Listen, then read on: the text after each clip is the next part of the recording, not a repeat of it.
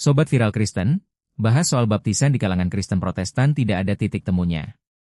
Ada yang menganut baptisan selam di usia dewasa sedangkan ada yang percaya dengan baptisan bayi atau ketika anak-anak. Di kalangan gereja Pantekosta Karismatik, mereka percaya dengan baptisan selam di usia beranjak remaja dengan alasan melihat kepada makna di balik baptisan yakni pertobatan. Seseorang yang sudah beranjak dewasa sudah mengerti tentang dosa bahkan bisa melakukan pertobatan secara pribadi sehingga inilah momentum yang pas untuk melakukan baptisan. Dalam sebuah video unggahan terbaru, apologet Elia Miron membantah pengajaran baptisan yang dianut oleh kalangan karismatik Pantekosta ini. Elia Miron bahkan berani mengangkat video statement pendeta Philip Mantova tentang baptisan dengan membandingkannya dengan tradisi gereja kuno. Seperti ini videonya, tapi sebelumnya jangan lupa untuk subscribe channel Viral Kristen ini agar kamu terus mendapatkan berita viral soal dunia kekristenan. Basah atas kepala atau rambut saya saja. Akhir-akhir ini kita diperhadapkan dengan perdebatan mengenai baptisan. Ada yang mengatakan bahwa baptisan yang benar hanya dengan diselamkan, maka percik dan tuang itu tidak sah.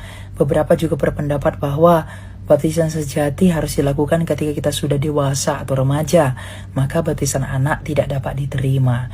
Nah, bagaimana kita bisa mengakomodir perbedaan soal metode dan juga periode baptisan ini jikalau kita meninjau dari sudut pandang gereja perdana abad pertama dan kedua dan dalam sejarah gereja?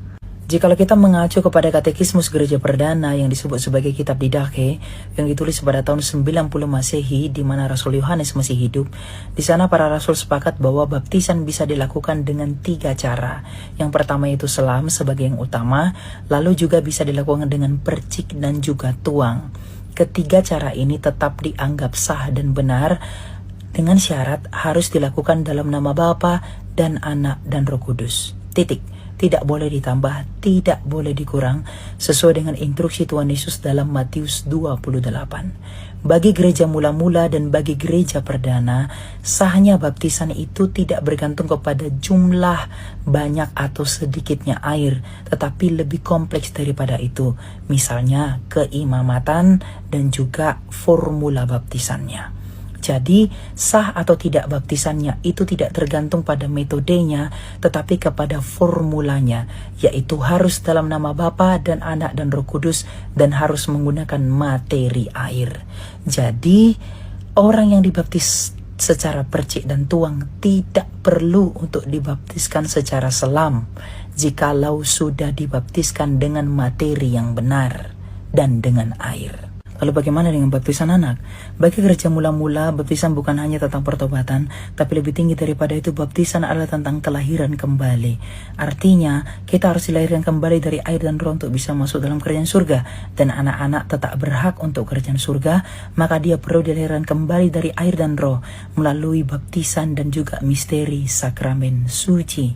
Oleh karena itu, gereja mula-mula tetap membaptiskan anak-anak. Tapi kan, dia belum mengerti apa-apa, dia belum punya iman apapun. Oleh karena itu, anak-anak tidak dibaptiskan oleh imannya sendiri, melainkan oleh iman tubuh Kristus, yaitu iman gereja. Nah, tapi kan tetap aja dia belum mengerti kenapa bisa dibaptis. Lah, apa bedanya dengan gerejamu? Jikalau gerejamu aja dibaptiskan dulu, baru diajari lalu diberi sertifikat baptis, apa bedanya dengan baptisan anak?